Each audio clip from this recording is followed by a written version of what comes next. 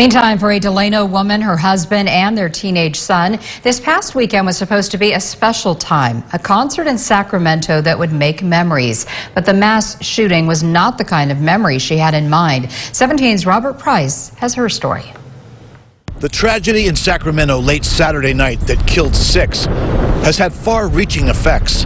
Far-reaching, in fact, all the way to Delano, where a local woman walked through the carnage. Kendra Gaivat and her husband, Miguel Gomez, had taken their son and his friend to Sacramento for a Saturday night concert at the Golden One Center, an indoor arena, home of the NBA's Sacramento Kings, a few blocks from the state capitol.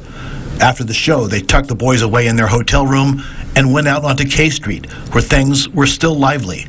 It was just before 2 a.m., and bars were turning patrons out onto the sidewalk.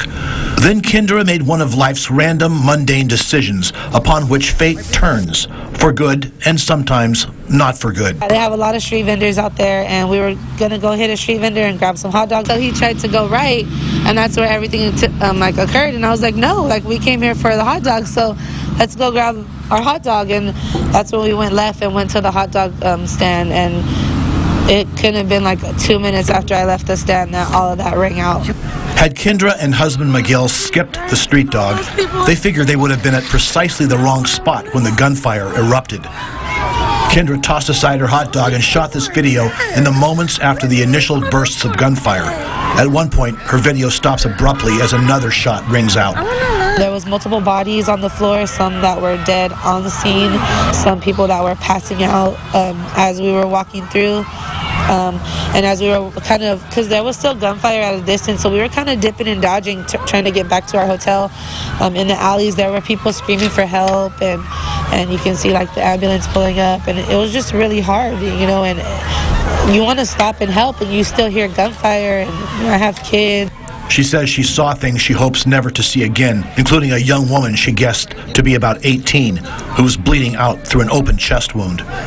She was just young and deceased, and there was nothing that I could do to help her. I wanted to start chest compressions, but she had an open gunshot wound to the chest, and she was already bleeding out. There was nothing that I could do to help her, and I think that stays with me the most, especially because she was so young. Kendra could not sleep.